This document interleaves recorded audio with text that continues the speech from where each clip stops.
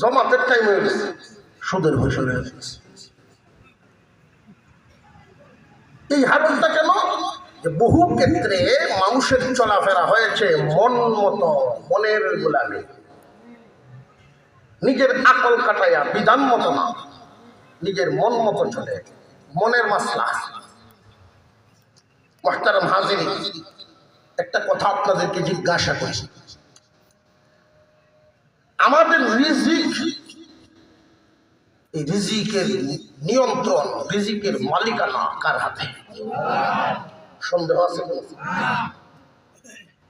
আমরা পৃথিবীতে আগে এসেছি না আমাদের রিজিক আল্লাহ পাঠাইছেন আগে? এত বোকা আমরা কেন?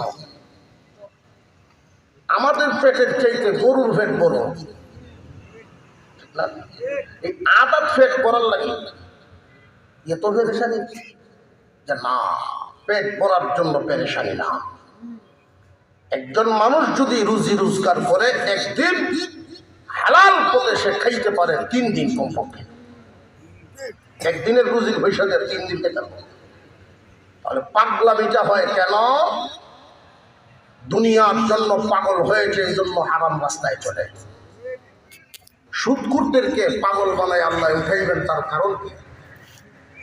আল্লাহ বলেন পাগল তো আমি বানাই নাই, দুনিয়াতে থাকতেই সে পাগল হয়ে গেছে আগে।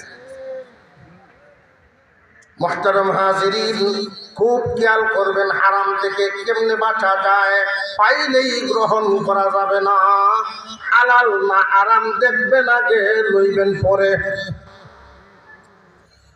হালাল মাল দ্বারা সন্তানকে লালন পালন করলে অবাধ্য হবে না, বেয়াদব হবে না। বেশিরভাগ যেই অভিজ্ঞতার থেকে আমি বলি, বর্তমান সময়ে আগের যুগের মতো আদব কায়দা নাই। মানুষের শিক্ষার হার বাড়তেছে, কিন্তু আদব কায়দা, আচার আচরণ, সুন্দরতা কমতেছে। বাচ্চা ছাড়া মুরব্বীরা এক জায়গায় বসা থাকলে জোয়ান যুবকরা ওই রাস্তায় ছেড়ে দিত। এমন দিন গেছেন না গেছে না? বিশেষ করে কোরআনের মাহফিলে যে সমস্ত যুবক ভাইয়েরা আছো, খুব খেয়াল রাখবা, আল্লাহর দয়া তোমার উপরে আছে বিদায় এখানে আসার তৌফিক আল্লাহ দান করেছেন। মনে রাখবা ভাইও, শিক্ষা তোমার কাঙ্ক্ষিত লক্ষ্যে নিতে পারবে না। তোমার মতো ডিগ্রি পাস বহু আছে গ্রাম এলাকায়। তুমি যদি কোনো একটা ভালো কাজে কাঙ্ক্ষিত লক্ষ্যে পৌঁছতে চাও, মুরব্বী, মা বাবা, পীর